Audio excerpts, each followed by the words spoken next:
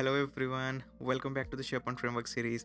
I'm Akshay and today we are going to learn how to deploy your SPFx web part to SharePoint Online.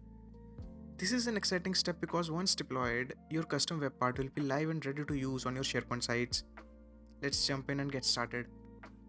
Before we dive into the technical steps, let's take a moment to understand what deployment means in the context of SPFx. Deployment is the process of packaging your SPFx web part and uploading it to SharePoint App Catalog. Once deployed, your web part becomes available for use across your SharePoint environment.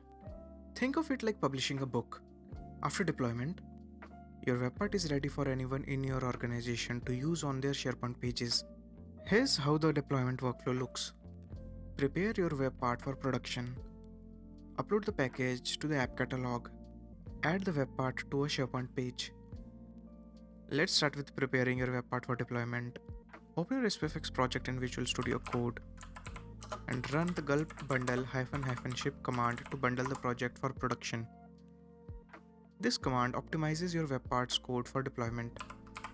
Next, in the same terminal, create a package for your solution by running the command gulp package -solution --ship. After running these commands, you will find a .sppkg file in SharePoint/solution folder. This is the file we will upload to SharePoint. Now that we have the .sppkg package file, it's time to upload it to SharePoint App Catalog. Now let's navigate to the site contents. Once you are on the site contents page, scroll down and click on Apps for SharePoint. Inside Apps for SharePoint, you might see previously loaded apps, or it could be empty. If you don't see the Apps for SharePoint section in your site, don't worry. I have added a link to a blog in the description. Follow this blog to enable the app catalog for your site. Just remember, you will need tenant admin access to do this.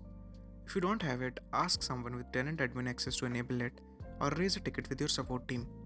Now let's get back to apps for SharePoint. Here we are going to upload our SPPKG package. I have my package ready, so I will simply drag and drop it into the catalog. Once it's uploaded, you will see an option to trust this app. You will also have the choice to make the solution available to all sites and organizations by checking a box. If you select this, the apps will be available across all the subsites under your SharePoint site. And you can skip the next step I am about to show. For now, I won't check that box, I'll just click deploy. And you can see here in the deployed column that it now says yes, which means our app is deployed. Next, go back to the site contents. You might notice that the app does not appear here yet. This is because I did not select the available to all sites option earlier. Let's fix that. Click on new, then apps, and you will find your application listed there. Just click add and it will be added to your SharePoint site. Once it is added, return to site contents and you will see the app listed. Here you can see the Hello World web part client-side solution is successfully added to the site. Now let's add it to a page. Navigate to home page and click new, then select page and choose a blank page for now. Click create page. Once the page is created, click the plus icon to add a web part. From the list, select Hello World web part and it will display the results dynamically.